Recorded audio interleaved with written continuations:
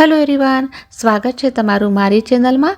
તહેવારોના દિવસો નજીક આવવા માંડ્યા છે અને દરેકના ઘરમાં નવા પ્રકારના નાસ્તા બનાવવાનું ચાલુ થઈ ગયું હશે અને એમાં પણ ટેસ્ટી અને ચટપટું ખાવાનું મળી જાય તો મજા આવી જાય। આજે એક એવી જ હલકી ફુલકી નમકીનની રેસીપી હું તમારી સાથે શેર કરવા જઈ રહી છું, જેને તમે મહિના સુધી સ્ટોર પણ કરી શકો છો અને જ્યારે ચાહો ત્યારે આ ચટપટી નમકીનની મજા પણ ઉઠાવી શકો છો।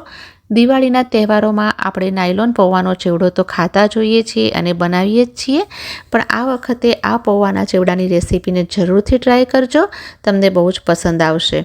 આ મજેદાર ચેવડાને બનાવવા માટે આપણને જોશે પૌવા, જેને ચેવડાના નામથી પણ ઓળખવામાં આવે છે। પૌવા જાડા અને પાતળા બે ટાઈપના હોય છે। તમે આ ચેવડાને બનાવવા માટે જાડા પૌવાનો જ યુઝ કરો। મેં અહીંયા 500 ગ્રામ પૌવા લીધા છે।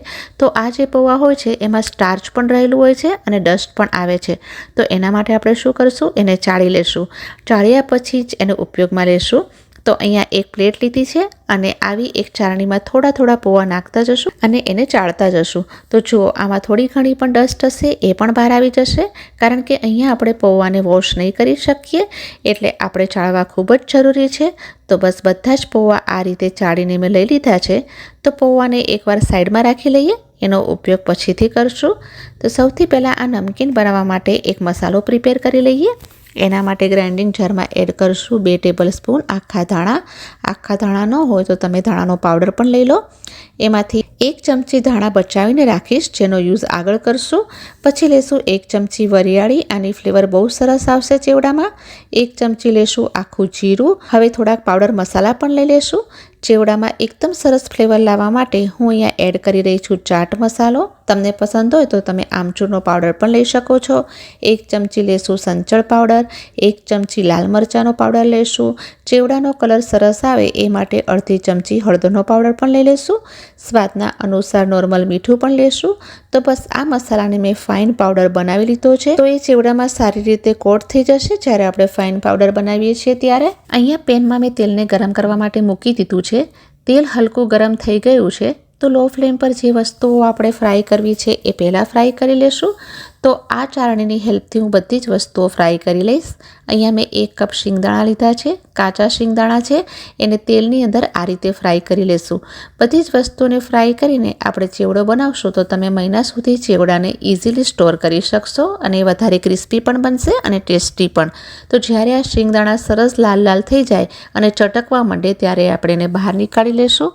શિંગદાણાને ક્યારેય ઓવરકુક ના કરો, કારણ કે પછીથી પોતાની જ હીટને કારણે ધીરે વધારે કુક થતી રહે છે। તો ચાળણીને આ રીતે ચલાવીને બધું તેલ નીકાળી લીધું છે અને આ શિંગદાણાને એક એબ્સોર્બન્ટ પેપર પર નીકાળી લેશું। સેમ ચાળણી ફરીથી લેશું અને એમાં એડ કરશું દાળિયા। બેઝિકલી આ શેકેલા ચણાની દાળ હોય છે, જેને આપણે ચટણી બનાવવા માટે યુઝ કરીએ છીએ। તમારી પાસે આ હોય તો જરૂરથી એડ કરો, ન હોય તો સ્કીપ પણ કરી શકો છો। આ જે દાળ હોય છે બહુ સોફ્ટ હોય છે, તો જલ્દીથી ફ્રાય થઈ જાય છે। તો આ રીતે સરસ મજાની લાલ થઈ જાય ચણાની દાળ એટલે નીકાળી લેશું। એક્સ્ટ્રા તેલને પણ નીકાળી લેશું અને એને પણ એબ્સોર્બન્ટ પેપર પર લઈ લેશું।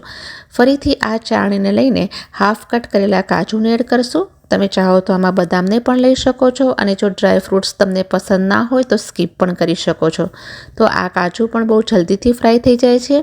જેવો હલકો કલર ચેન્જ થઈ જાય આપણે એને તરત બહાર નીકાળી લેશું અને એને પણ એબ્સોર્બન્ટ પેપર પર લઈ લેશું। હવે ચાળણીની અંદર અડધો કપ સૂકું ટોપરું આ રીતે સ્લાઇસીસમાં કટ કરીને લેશું, એને પણ ફ્રાય કરી લેશું।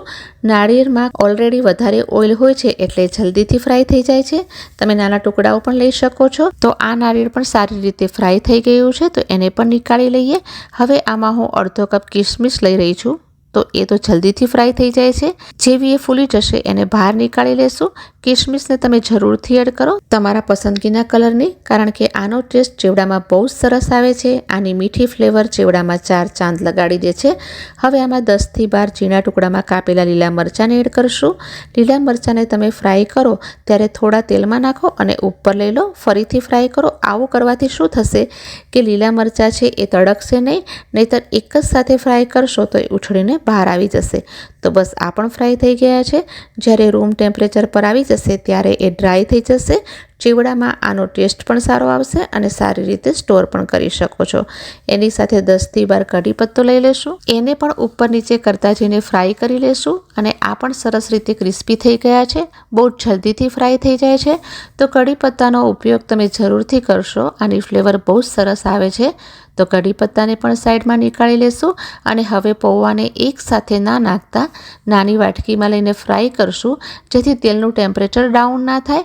પૌવાને હંમેશા હાઈ ફ્લેમ પર જ ફ્રાય કરો. એનાથી ક્રિસ્પી પણ થશે અને વધારે તેલને એબ્ઝોર્બ નહીં કરે. તો જુઓ, જેવું આપણે પૌવાને ફ્રાય કર્યા એ સારી રીતે ફૂલી ગયા છે અને ક્રિસ્પી પણ થઈ ગયા છે. તો આ રીતે હું બધા જ પૌવાને ફ્રાય કરી લઈશ. તો બધા જ પૌવાને મેં સારી રીતે ફ્રાય કરી લીધા છે. તો આ જુઓ, થોડા પૌવામાંથી કેટલા બધા પૌવા ફૂલીને તૈયાર થઈ ગયા છે, કારણ કે ફ્રાય થયા પછી પણ એ સારા એવા ફૂલી જાય છે. તો આ આપણા પૌવા પણ તૈયાર છે. તમને હું તોડીને પણ દેખાડું છું. તો છે ને કેટલા ક્રિસ્પી અને વધારે ઓઇલી પણ નથી બન્યા. અને બાકીની વસ્તુઓ જે આપણે ફ્રાય કરીને રાખી હતી એ પણ તૈયાર છે. આ બધી જ વસ્તુઓ હજી ઘણી ગરમ છે. તો એની અંદર જ પાવડર મસાલા જે આપણે બનાવીને તૈયાર કર્યો હતો એ પણ એડ કરી લેશું, જેથી મસાલો છે એ બળશે પણ નહીં અને સારી રીતે એની ફ્લેવર પણ આવશે. એક મોટા વેસલમાં હું બધી જ વસ્તુઓને શિફ્ટ કરી લઈશ. તો તમે જુઓ, તેલ પણ બહુ જ ઓછું આવ્યું છે. પહેલાં મેં એમાં પૌવા એડ કર્યા છે. એવી જ રીતે બધી જ વસ્તુઓ ફ્રાય કરીને રાખી છે એ પણ એડ કરશું. અને એની અંદર પાવડર મસાલો પણ નાખી દઈશું, જે આપણે બનાવીને રાખ્યો હતો એ. સાથે જ ધાણાને ક્રશ કરીને નાખશું, જે આપણે બચાવીને રાખ્યા હતા. એમાં એડ કરશું 2 ચમચી દળેલી ખાંડ. એ પણ તમે જરૂરથી એડ કરશો. એનાથી બધી જ ફ્લેવર બેલેન્સ થઈ જશે અને ચેવડો ઘણો સ્વાદિષ્ટ લાગે છે ખાવામાં. શરૂઆતમાં વેસલની ઉપર પ્લેટ લગાડી અને આ રીતે શેક કરો, જેથી ડ્રાય મસાલો છે ઉપરથી ઉછળીને બહાર ના આવે. પછી એને ખોલીને ચમચાથી સારી રીતે મિક્સ થઈ દેશું. તો બધા જ મસાલા ચેવડામાં ઇવનલી કોટ થઈ જશે. તો જુઓ, કેટલી બધી નમકીન બનીને તૈયાર થઈ ગઈ છે. એ પણ ઓછા સમયમાં અને ઓછી મહેનતમાં અને બહુ જ ટેસ્ટી બનીને તૈયાર થઈ છે. આ ચેવડાને તમે સારી રીતે ઠંડો કરી લો અને ઠંડો થઈ ગયા પછી કોઈ પણ એરટાઇટ જારમાં ભરીને આરામથી લાંબા સમય માટે સ્ટોર કરો. અને આ આવનારા તહેવારોમાં તમે બનાવીને જરૂરથી રાખો. જ્યારે પણ ગેસ્ટ આવે તો સર્વ પણ તમે તરત કરી શકો છો.